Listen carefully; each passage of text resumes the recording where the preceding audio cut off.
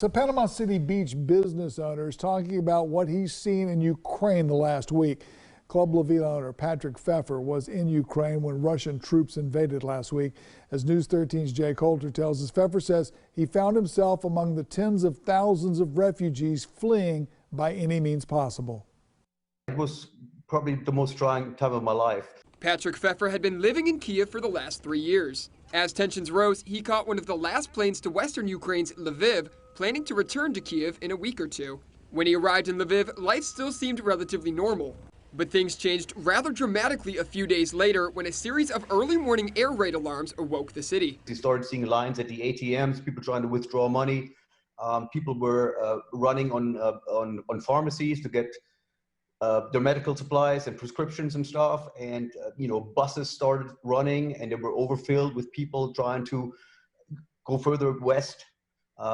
And you had a sense of urgency and people were worried. You could see it on their face. It was an ugly situation. With taxis and Ubers virtually shut down and standstill traffic for 50 miles, Pfeffer found himself pondering his next steps.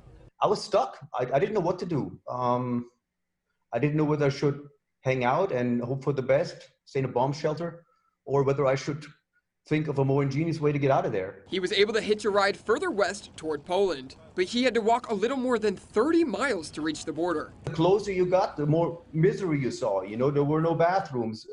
Babies needed diaper changes. There was no food. There was no support, no civil support, because all the resources had been used, all the state resources had been used at the front in the east. So there was no support at all. We had no blankets, we had no water, no food, nothing. Pfeffer entered Poland on Sunday and says he is safe and comfortable. He adds that he is incredibly proud of his new people for the fight they are putting up against Russia. It's like David against Goliath, but they're hanging in there. They're doing it and they're not giving up. They're fighting, they're resilient, and they love their country and they will die for it.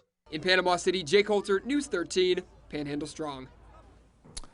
Pfeffer adds that he is grateful to see all the protests, both big and small, nationwide here in the U.S. in support of Ukraine, and that it does not go unnoticed by the people of Ukraine. To hear the entire 30-minute interview with Patrick Pfeffer, go to our website, mypanhandle.com.